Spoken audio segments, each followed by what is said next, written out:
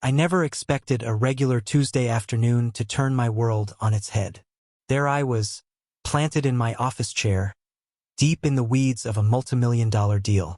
The room was still, save for the monotonous ticking of the clock and the gentle hum of my laptop. Out of the blue, my phone buzzed on the desk. I ignored it at first, too immersed in balancing numbers. But then it vibrated again, and again. By the time the fourth buzz came, my curiosity got the better of me.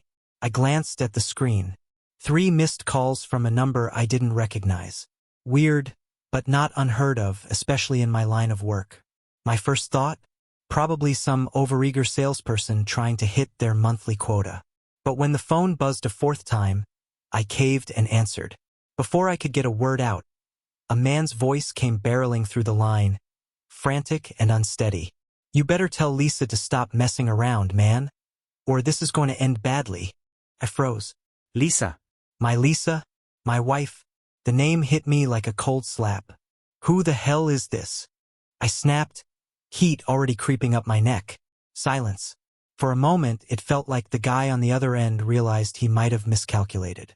Then he spoke again, this time slower, like he was recalibrating. "Wait, this isn't Brad, is it?"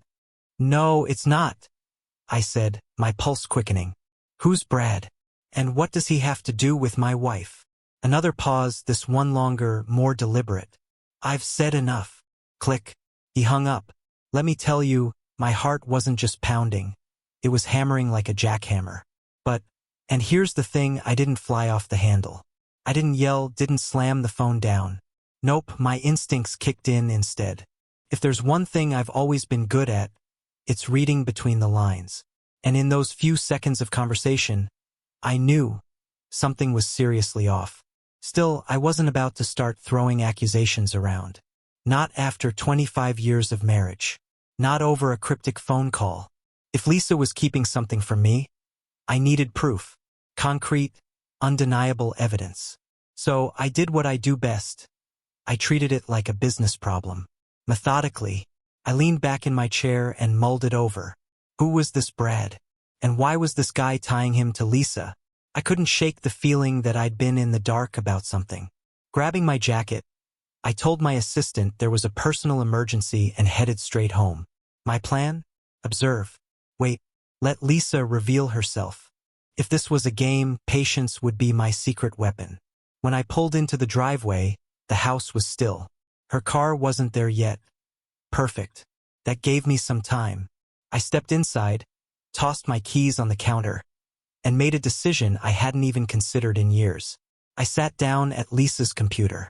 Now, before you judge, let me be clear. This wasn't some knee-jerk reaction of a jealous husband. This was calculated. I wasn't looking to dig up dirt. I was hunting for clarity. Her emails didn't raise any red flags. No odd contacts, no suspicious messages. But when I opened her calendar, I noticed a pattern. Every Thursday for the past 3 months, she had blocked off 3-hour slots. Meetings, errands, doctor's appointments. Innocuous enough on the surface, but now they stood out like flashing neon signs. Always Thursday, always the same window of time. Adrenaline surged through me, but I forced myself to stay level-headed. I wasn't jumping to conclusions. Not yet. I grabbed my phone and called her.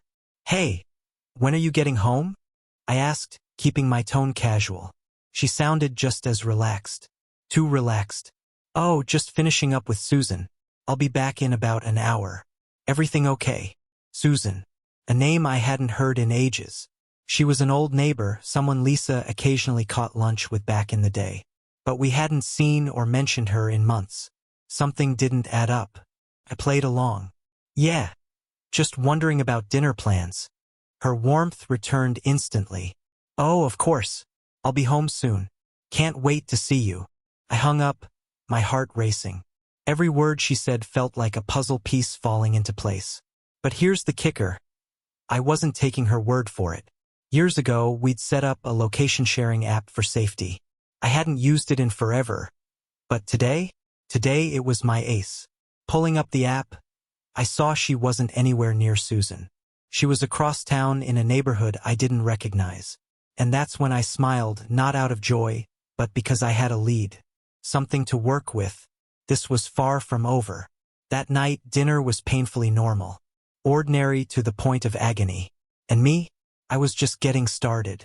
Karen strolled through the front door exactly an hour after our call, looking as fresh as if she'd spent the day at a spa. She smiled sweetly, kissed me on the cheek like everything was perfectly normal, and asked if I felt like ordering takeout. I nodded, keeping my expression calm and neutral. I needed to see if she'd slip, if even the tiniest crack would show in her polished act. But no, Karen played her part flawlessly. We ate dinner together, the conversation light and easy, just like it always had been. You wouldn't have guessed that only hours earlier, I tracked her to a corner of the city where she had no reason to be. If this was a game, it wasn't over yet. Not even close. The next morning, I decided to make my first move. I had a buddy, Mike, an old friend who worked as a private investigator. Mike was the kind of guy who could dig up a diamond in a coal mine and do it without leaving a trace. Years ago, I'd helped him out when he hit some tough financial times, so when I called and asked for a favor, he didn't think twice. Mike, I need you to keep an eye on Karen for a bit. Thursdays, specifically. No questions for now. I just need to know where she's going. Mike didn't press me. He could tell from my tone this wasn't a casual request. By the end of the day, he gave me his answer. Got it. I'll start next week. You'll have the details by Friday. The days crawled by after that. I poured myself into work to keep my head straight, though every so often, my thoughts would drift to Karen. She remained as calm and composed as ever, not a single misstep to give her away. Finally, Thursday rolled around. That morning, I kissed her goodbye like I always did, flashed her an easy smile, and watched her drive off. The moment she was out of sight, my mind zeroed in on Mike. What would he find? Hours ticked by like molasses until, mid-afternoon, my phone buzzed. It was a text from him. Meet me at the park near your house. 6 p.m. We need to talk. I didn't bother responding. The urgency in his message said everything. After throwing out a quick excuse at work about a last-minute meeting, I left early and headed straight for the park. Mike was already there, leaning against his car, arms crossed, his expression grim. What is it? I asked, cutting straight to the point. Mike didn't dance around it. She's seeing someone, he said flatly. This morning I followed her. She didn't go anywhere near where she told you she'd be. Instead, she drove to a hotel across town. She met up with a guy in the parking lot. I've got photos. Even though I'd braced myself for this, the words hit me like a freight train. Hearing it out loud was a whole different beast. Mike handed me his phone, and there it was. Picture after picture of Karen, smiling like she didn't have a care in the world, walking toward a man I didn't recognize. He was younger, tall, athletic, dressed in casual clothes. He held the door open for her, and together, they disappeared into the hotel. I stared at the screen, my stomach twisting. Silence hung heavy between us. Everything I'd suspected was right there in front of me. Unshakable proof. And yet, I didn't let the anger explode. Not yet. Mike's voice broke the quiet. What do you want to do now? He asked carefully. I tucked the phone into my pocket. The images seared into my memory. Keep following her. I need more. If I confront her now, she'll just lie. I want to know everything. What he's doing, what she's thinking, how long this has been going on. I want the whole picture. Mike nodded, his face unreadable. All right, I'll keep digging. You'll have a full report by the end of next week. We said our goodbyes, and I drove home, my mind racing. By the time I pulled into the driveway, a plan was already forming. This wasn't going to be a simple, emotional blow-up. Karen had crossed a line, but I wasn't about to show my cards until I had every last piece of the puzzle. That night, when she walked through the door, it was like nothing had changed.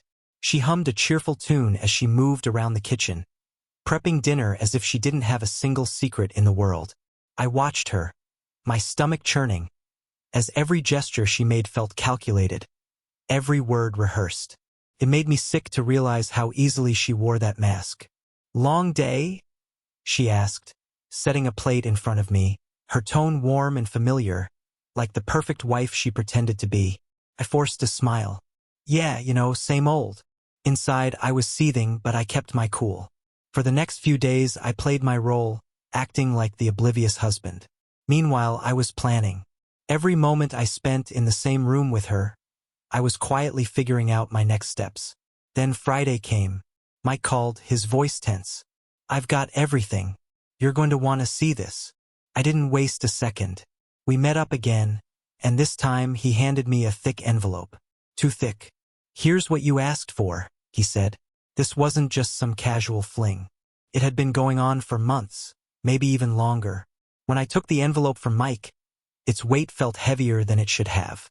Inside were photos, detailed logs, and notes he'd compiled over the past week.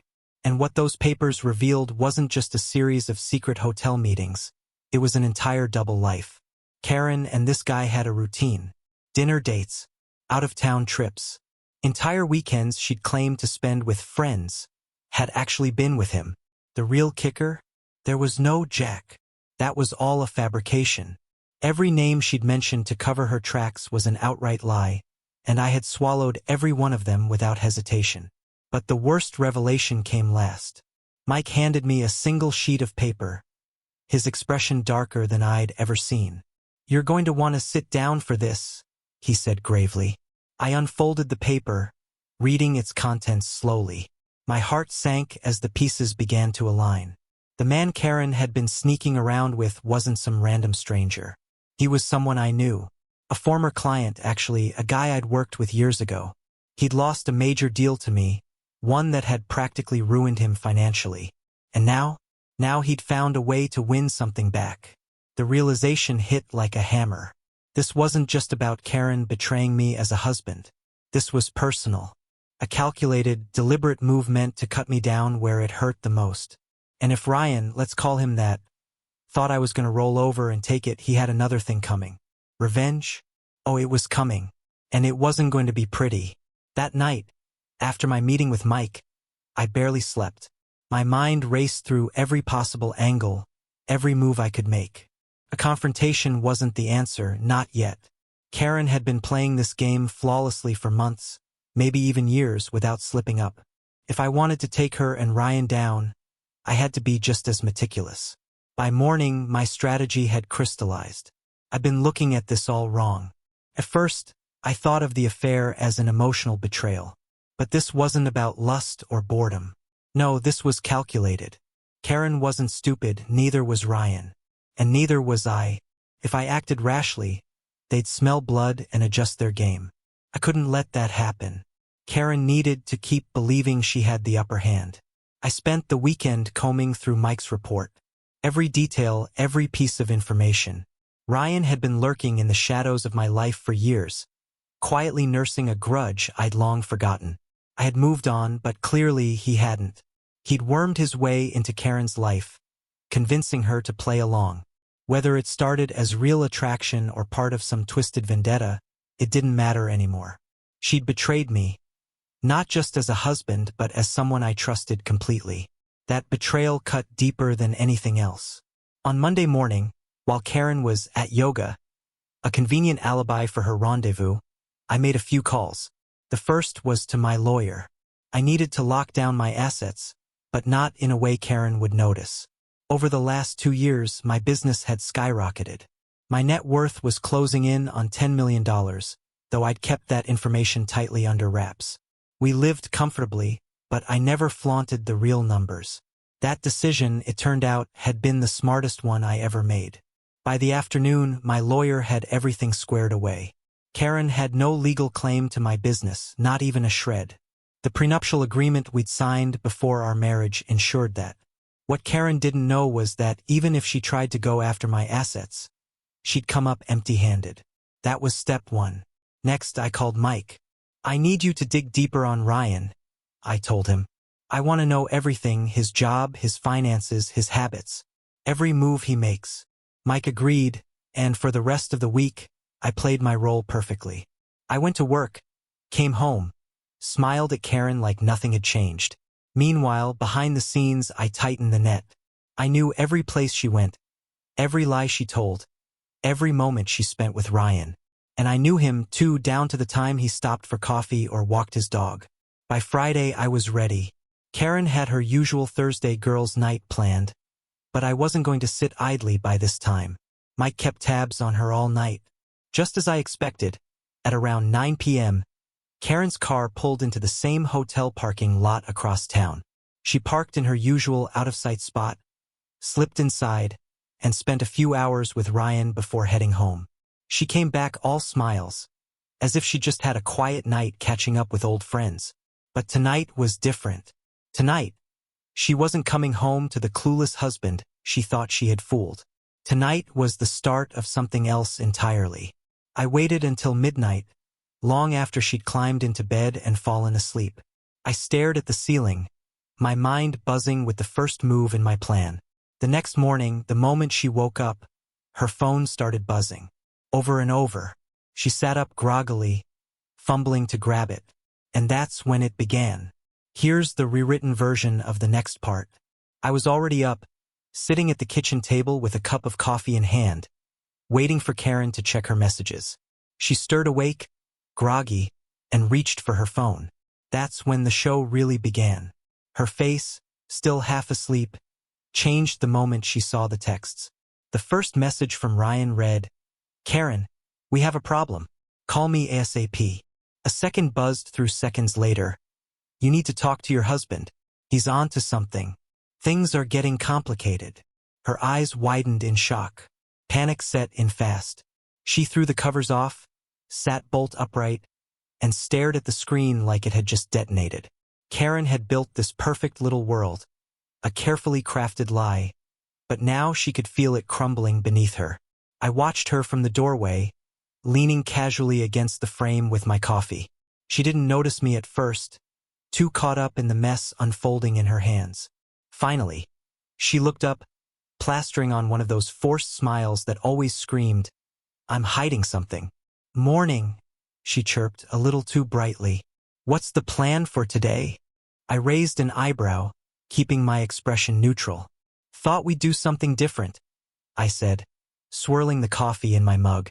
"Take a drive, maybe visit some of those old places we used to go. What do you think?" Her confusion flickered briefly before she nodded, forcing another smile. "Sure, sounds great. Let me just freshen up." Karen practically sprinted to the bathroom, clutching her phone like it was her lifeline. I could only imagine her frantic attempts to figure out how to respond to Ryan without tipping me off. Little did she know, I'd already tipped him off. The night before, I'd sent Ryan a carefully worded message of my own. Nothing outright confrontational, just enough to let him know I was aware of his involvement. Enough to make him nervous.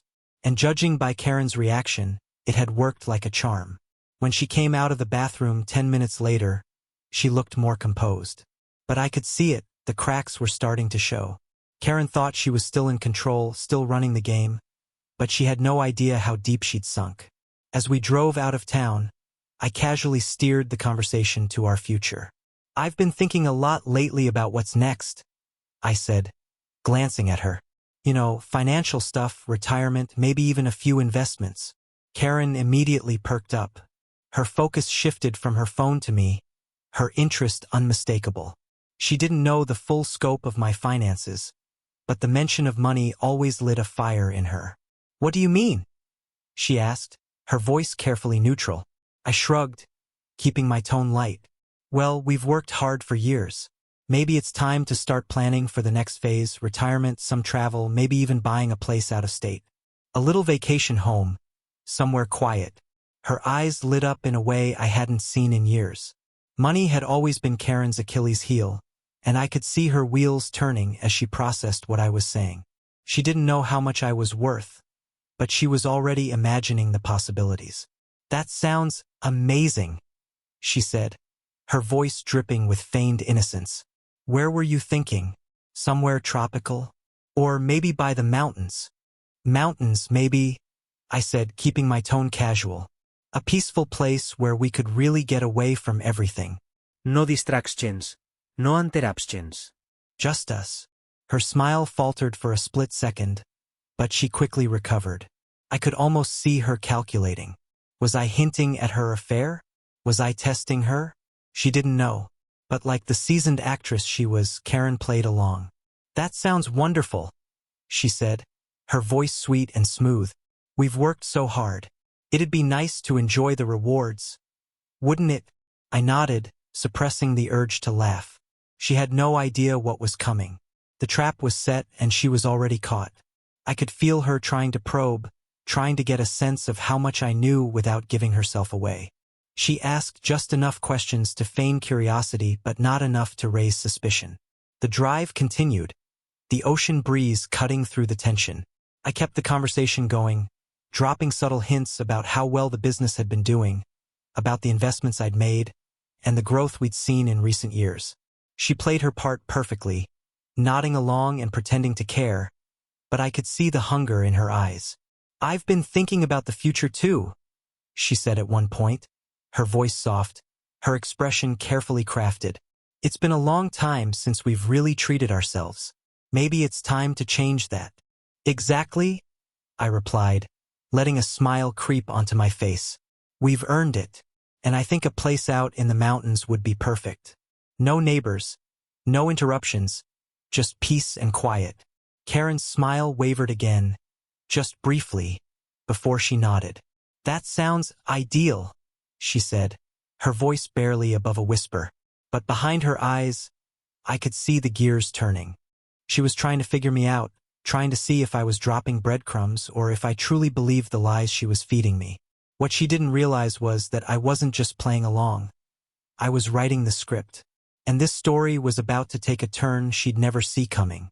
"That sounds perfect," Karen said, her voice a little too bright, teetering on the edge of overcompensation. "You know, after all these years, we really deserve something like that. I've always wanted a place to escape to." Escape. That word hung in the air, dripping with irony. If only she knew how perfectly it described her situation.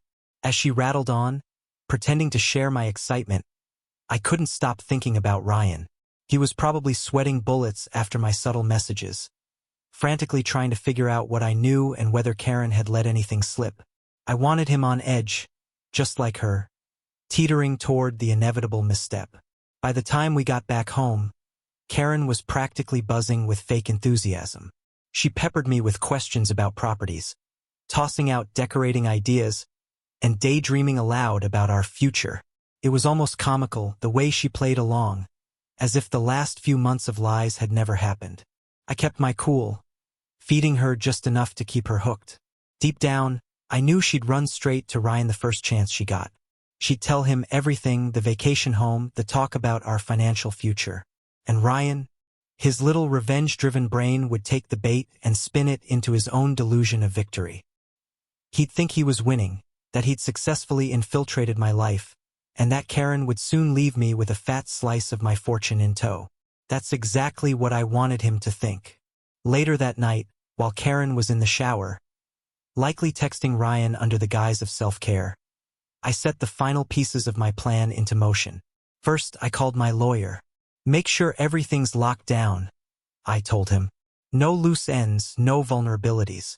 I want everything airtight. The money, hidden. The business, untouchable." Karen wouldn't see a penny, but I wanted her to think a fortune was dangling just out of reach, ready for her to grab. The bait had to be irresistible. Next, I called John.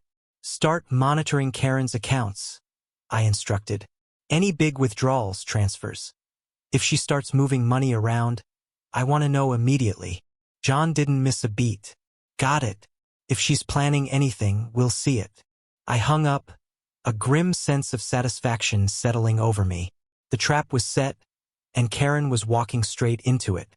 The thought of her and Ryan plotting behind my back, imagining they'd outsmarted me, only made the irony sweeter. Over the next few days, I watched her like a hawk. She was careful, texting only when she thought I wasn't looking, keeping her phone face down on the counter, leaving the room to take calls.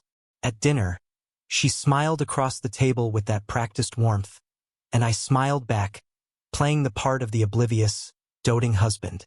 Then Thursday came. Karen slipped out of the house as usual, dressed to the nines for her so-called girls' night.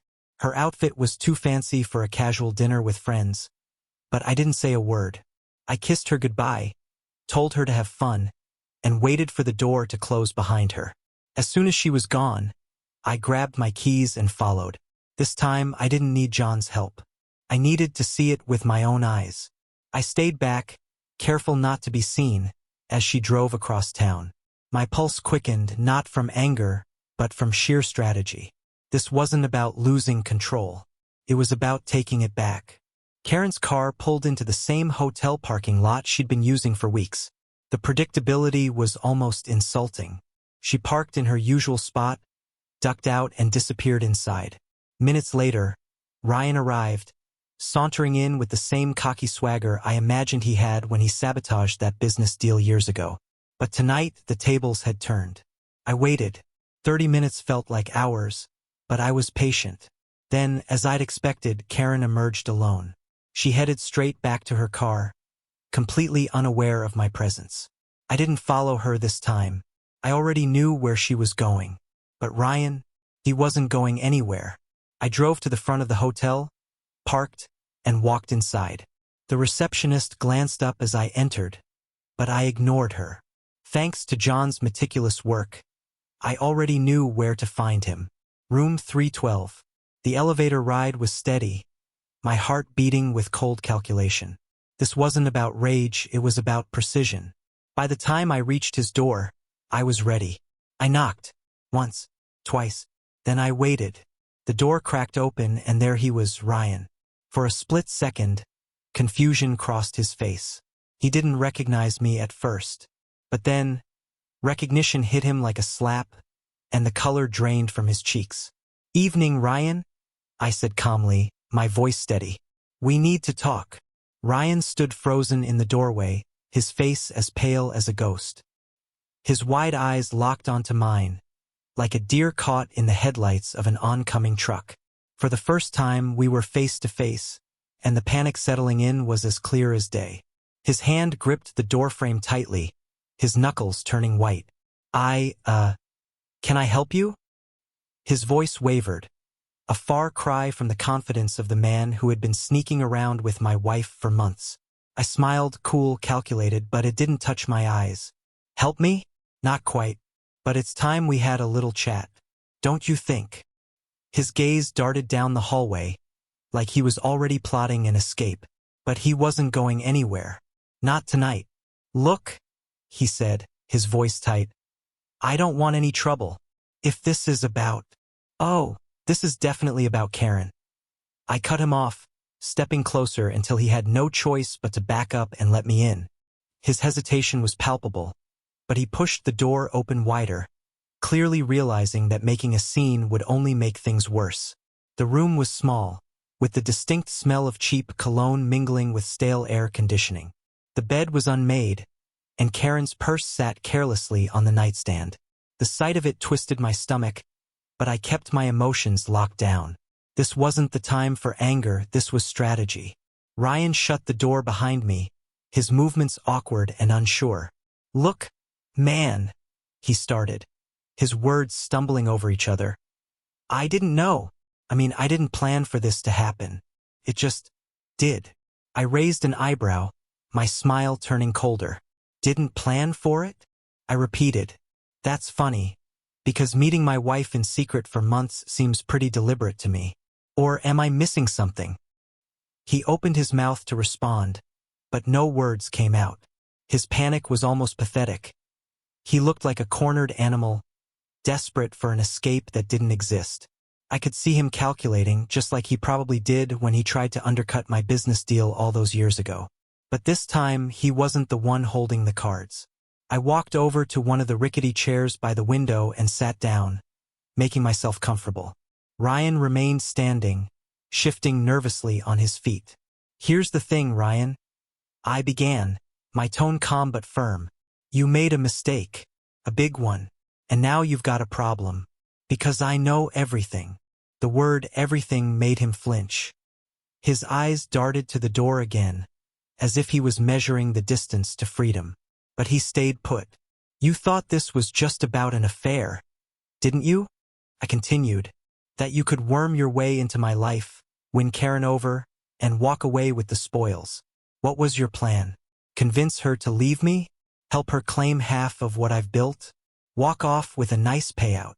Ryan blinked, visibly caught off guard. He stammered, I don't know what you're talking about.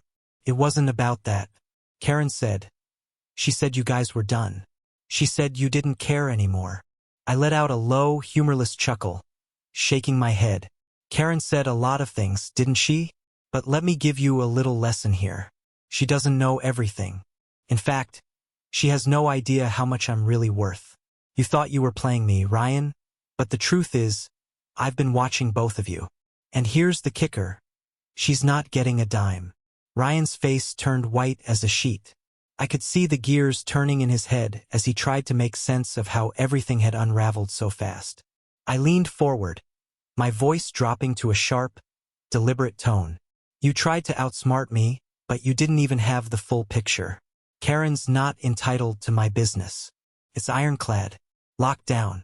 She can try all she wants, but the $10 million she's dreaming of? She'll never see it. And neither will you. Ryan swallowed hard, his confidence crumbling by the second. Look, man, he said weakly. Karen didn't tell me about the money. I didn't know. I stood up abruptly, towering over him. I don't care what she told you. What matters now is how this ends. You thought you could walk into my life, take what wasn't yours, and walk away clean. But let me be clear, you're not walking away from this. Ryan took an involuntary step back, bumping into the nightstand behind him. What do you want? He asked, his voice small and trembling, all traces of arrogance gone. I let the silence stretch, the weight of it hanging in the air like a noose. Then, finally, I spoke, each word deliberate and cold. What I want, I said, stepping closer, is for you to disappear. Walk away. Leave Karen in the mess she's made, and don't look back. You've already lost. The smartest thing you can do now is cut your losses and get out before things get worse. Ryan's mouth opened, then closed again, as if he couldn't decide whether to argue or beg. He looked like a man staring down the edge of a cliff, realizing he had nowhere to go but down. Here's what's going to happen, I said, my tone sharper now. You're going to end this with Karen. No more meetings, no more texts, no more sneaking around. You're going to tell her it's over. And then you're going to disappear. From my life, from hers. If you don't. I leaned in closer, locking eyes with him. Let's just say you'll wish you had. If I see you again, I said, my voice steady but razor sharp. If you even think about coming near her or me, I will ruin you. Financially, professionally, personally. You've already lost once. Don't make me do it again. Ryan's face was a portrait of fear and disbelief, his mouth slightly open as if trying to find words that wouldn't come. Slowly, he nodded, his body betraying him before his mind caught up. Okay, he muttered, barely audible. I'll end it. I'll walk away. I smiled. A cold, calculated expression that held no kindness. Good, I said evenly. Because if you don't, the next time we meet, it won't just be a conversation. Without another word, I turned and walked out, letting the door click shut behind me. For a moment, I stood in the hallway, a wave of satisfaction rising in my chest. He was done, shaken to his core and fully aware of the trap he'd walked into. But I wasn't finished, not by a long shot. Ryan was only the beginning. Karen was next. When I got back to my car, I sat there for a while, staring out at the quiet night, piecing together the next move. I had all the evidence I needed, but I wasn't about to confront Karen in a rush of emotion or in some tawdry setting like a cheap hotel. No, I wanted her to feel the full weight of her betrayal. When the time came, she'd understand exactly what she had done, and exactly who she had underestimated. The next few days felt like walking through a minefield, every step deliberate and controlled. Karen didn't know the storm brewing just beneath the surface. I watched her closely, waiting for her to slip, to show any sign that Ryan's abrupt exit had thrown her off balance. By Wednesday, her demeanor began to change. She was more cautious, jittery even. The constant texting sessions? Gone. The secret of phone calls in another room? Those two had vanished. But Karen wasn't ready to break yet. She was still holding on, trying to keep her facade intact. That evening, as we sat at the dinner table, I noticed her silence. Her usual chatter about mundane things was missing, replaced by a distant, distracted gaze. She pushed her food around her plate, barely eating. "Everything okay?" I asked lightly, keeping my tone casual as I paused mid-bite, pretending not to notice the tension radiating from her. Karen snapped out of her daze, startled like a student caught daydreaming in class. "Yeah," she said quickly, forcing a smile that didn't even come close to her eyes. "Just a lot on my mind lately. Work's been stressful." Work, that was rich. Karen hadn't complained about stress at work in years. But I let it slide, nodding as though I believed her excuse. "Makes sense," I replied, feigning interest, while she half-heartedly poked at her dinner. Later that night, I sat on the couch, aimlessly flipping through channels while Karen wandered the house like a restless ghost. I could feel the tension thick in the air. She was wrestling with her options, debating whether to come clean or hold onto her lie a little longer. Finally, she sat down next to me, the weight of whatever she was about to say hanging between us. "I've been thinking," she began, her voice softer than usual, cautious. "About us. About the future." There it was. The setup. I didn't answer right away, letting the silence linger until I turned to her, feigning curiosity. "What do you mean?" Karen hesitated, her hands wringing together in her lap. I feel like we've been growing apart," she said carefully. "You've been so focused on work, and I've been, trying to figure things out. Trying to figure things out." That was one way to spin it. I could feel the anger bubbling up inside, but I kept my face neutral, letting her dig herself deeper. "Maybe we've just been so busy, so distracted by everything else, that we haven't really focused on us," she continued, her tone wavering as she tried to sell her narrative. "I was thinking, maybe we should take a break, clear our heads, figure out what we really want." The audacity of it almost made me laugh. She was trying to turn this on me, as if her sneaking around hadn't been the real problem. As if we needed a break because I'd been too focused on work, not because she'd been lying to my face for months. "A break?" I asked, raising an eyebrow, pretending to mull it over. "What kind of break are you thinking about?" Relief flashed across her face, mistaking my question for agreement. "Just some time apart," she said quickly. "You could focus on work and I could, figure things out for myself. I think it might help us both get some clarity." I leaned back, keeping my expression thoughtful, as though I was seriously considering her absurd suggestion. "So, a separation?" I asked, letting the word hang in the air like a bomb. Karen flinched, her mask cracking for just a moment. No, not a separation," she said hurriedly. "Just some time to clear our heads. That's all." Her voice was almost pleading now, and for the first time, I saw a flicker of desperation. She was trying to maintain control, to steer this in a way that let her keep her secrets. But she didn't know that I'd already stripped her of every ounce of power she thought she had. And I wasn't done yet. "I think it could be good for us," Karen said, her voice trying to sound steady but betraying the nerves underneath. I nodded slowly, my mind already calculating how to turn this in my favor. She thought she was steering the narrative, but in reality, she was walking straight into my trap. I decided to nudge her a little further.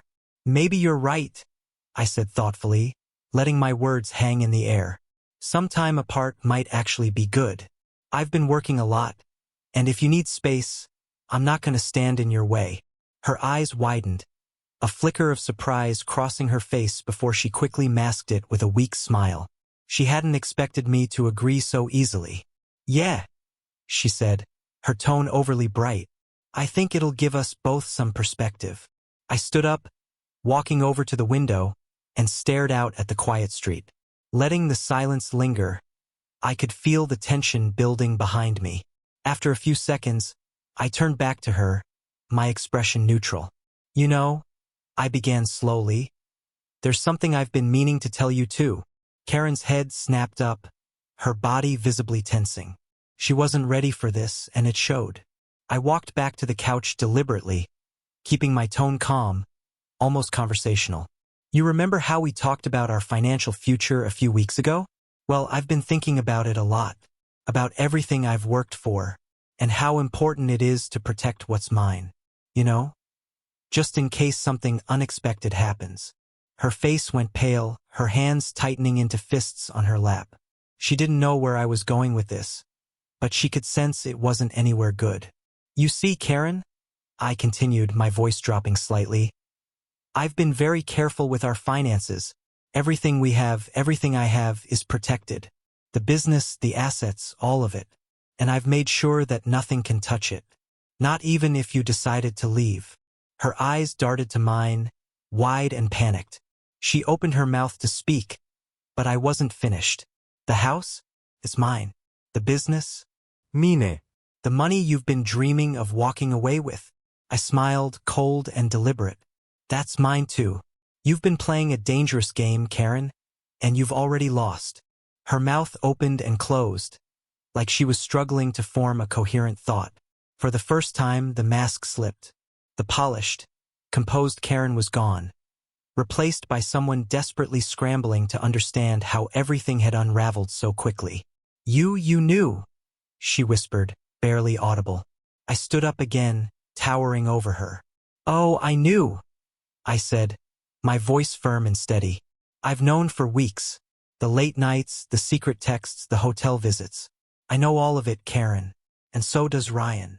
At the mention of his name, her face twisted in shock. Ryan? She breathed.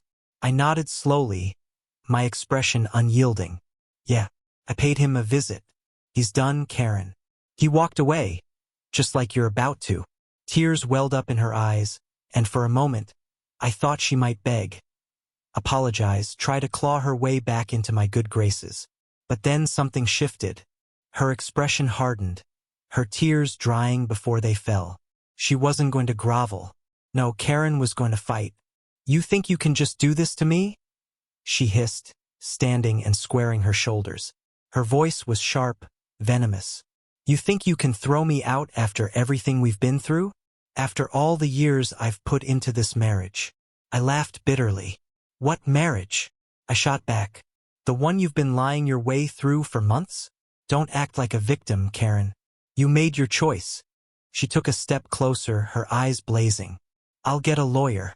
I'll take you for everything you've got. You can't just cut me out like this. I'll ruin you. I shook my head, unfazed. You've already lost. Lawyers won't save you.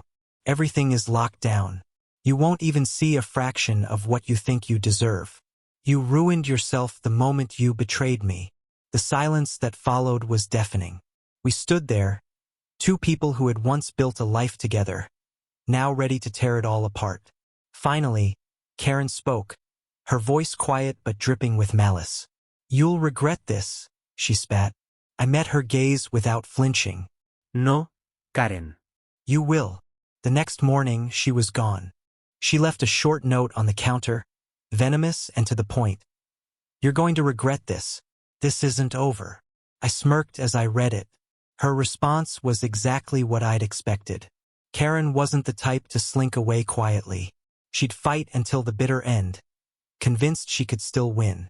But she didn't realize the game had ended long before she even knew it had begun. I crumpled the note in my hand and tossed it in the trash. Let her try. She could threaten me all she wanted, but it wouldn't change a thing. In the days that followed, things moved quickly. My lawyer finalized the paperwork, ensuring every last detail was ironclad. The business, the house, the accounts, everything was locked down. Karen could scheme all she wanted, but the truth was simple. There was nothing left for her to take. Karen could hire the most expensive attorney in the state, but it wouldn't matter. There were no loopholes, no cracks in the foundation. Everything was locked down tighter than a vault, and she didn't have the combination. She could try to take me for everything, but she'd find herself staring at empty hands. Meanwhile, John kept tabs on her. She wasn't exactly hiding. In fact, she made it almost too easy. Karen had moved in with Linda, one of her longtime socialite friends who seemed all too eager to offer her a place to regroup. According to John, Karen was holed up there, likely licking her wounds and plotting her next move. What she didn't realize was that I was already 10 steps ahead. The day after she left, I took a drive across town. It was a quiet, reflective kind of drive, the kind where your thoughts drown out the hum of the engine. I pulled into my lawyer's office just before noon. I didn't need to handle things in person, but there was something satisfying about watching the final pieces of this plan fall into place. Davis, my lawyer, greeted me in the conference room with a firm handshake. He'd been with me since the beginning, back when my business was barely more than a dream. Now, he was helping me put the final nails in the coffin of Karen's influence. "Everything's in place," Davis said, his tone professional but carrying a subtle edge of satisfaction. "Good," I replied, sitting down across from him. "Let's make sure it's airtight." He pushed a stack of papers across the table. "Already done," he assured me. "The business is fully secured. She can contest it, but she won't get far. The house? Same story. The equity is in your name, and you've moved your liquid assets out of the joint accounts. There's nothing left for her to touch." I glanced over the documents, skimming the key points. It was all there exactly as it should be.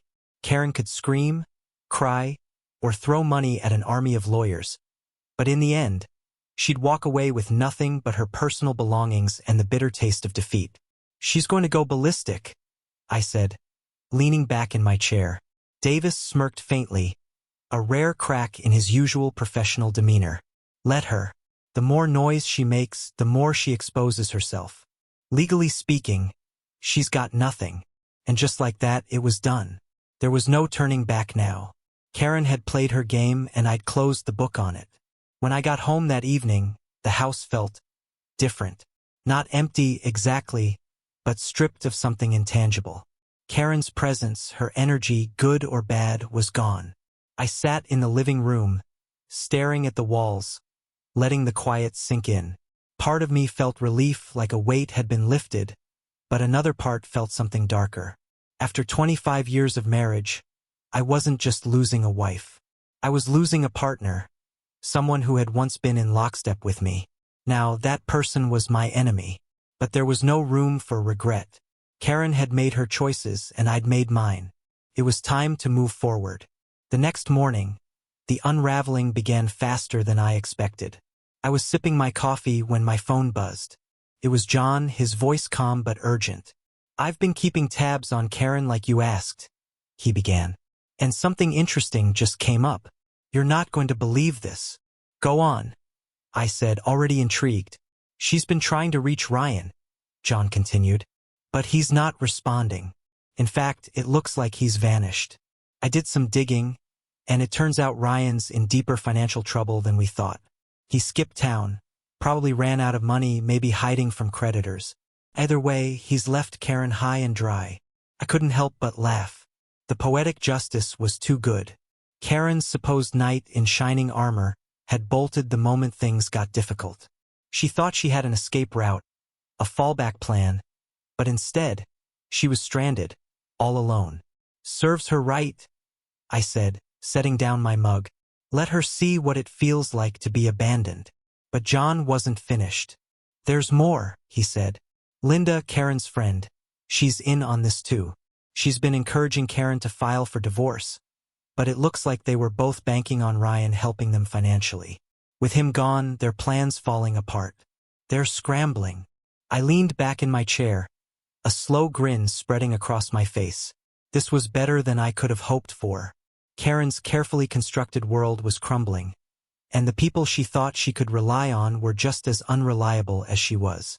"Keep me posted," I told John before hanging up.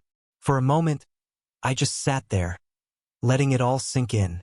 The satisfaction of watching Karen's life unravel was real, but so was the weight of finality. Karen had made her choices, and now she was paying the price. She'd gambled everything and lost it all. And me? I had everything I needed to close this chapter for good. I had taken everything Karen thought she could count on.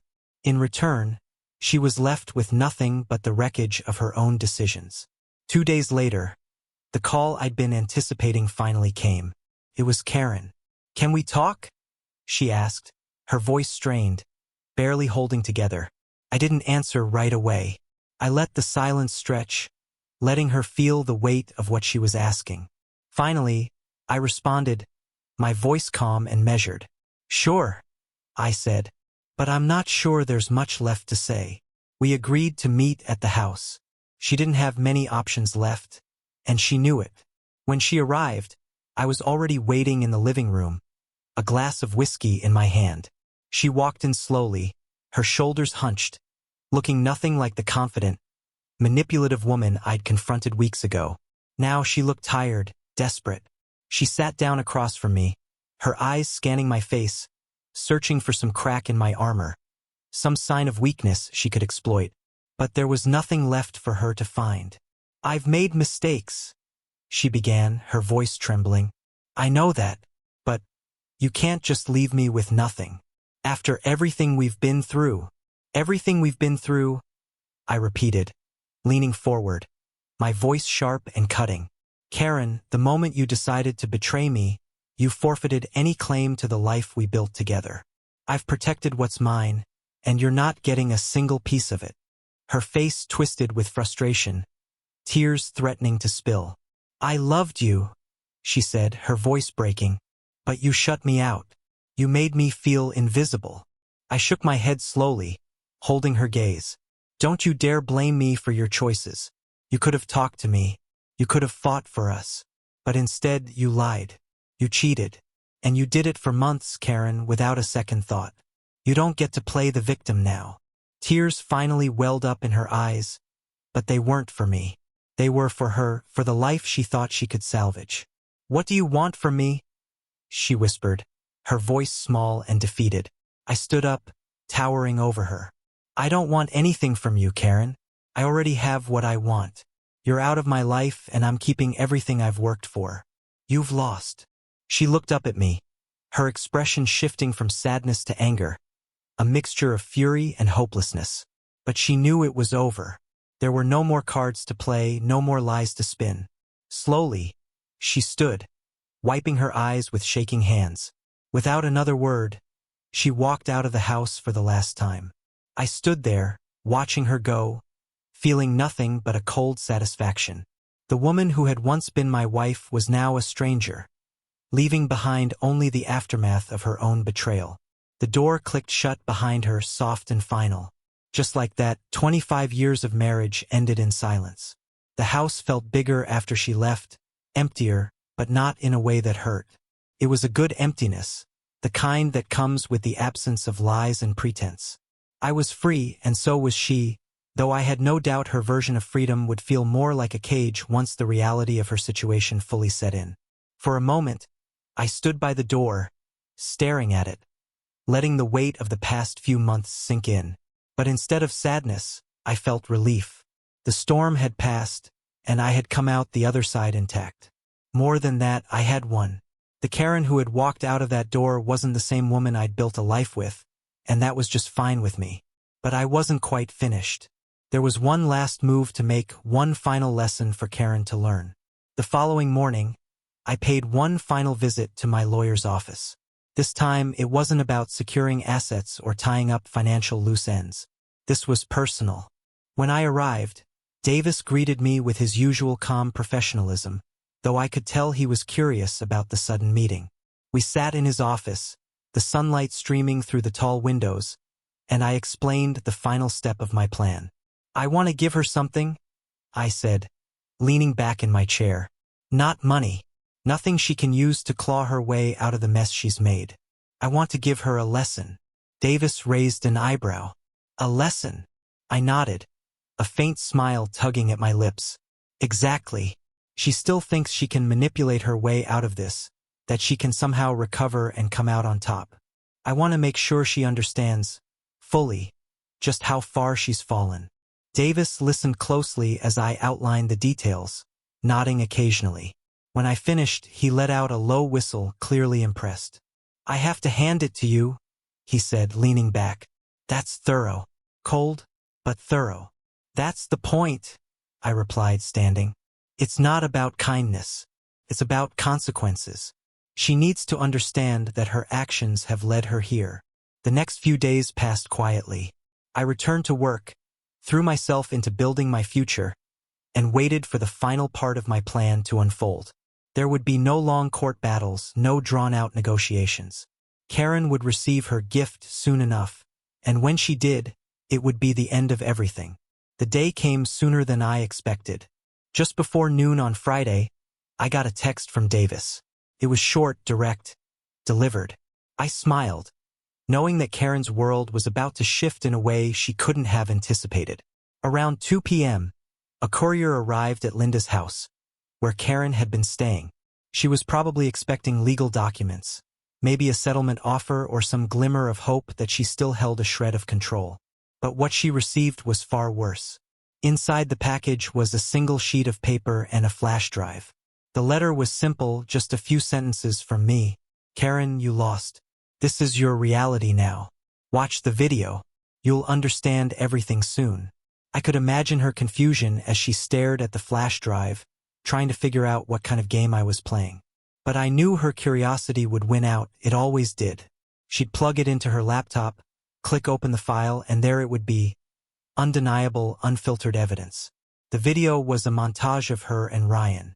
Every meeting, every hotel room, every intimate moment they thought was hidden.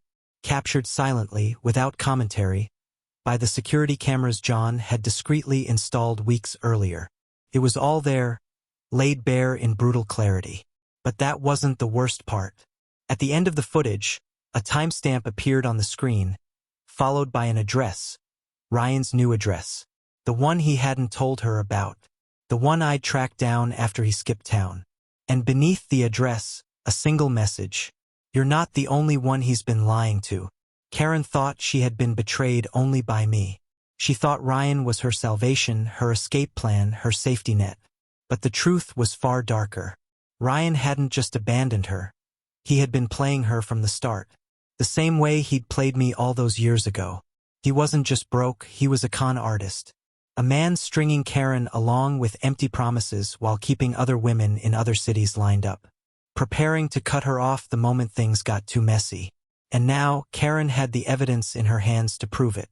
That was the final blow. The one that would shatter whatever hope she had left. It wasn't just the betrayal. It was realizing she had been outplayed at every turn. I didn't need to be there to see her reaction. I could picture it all too clearly.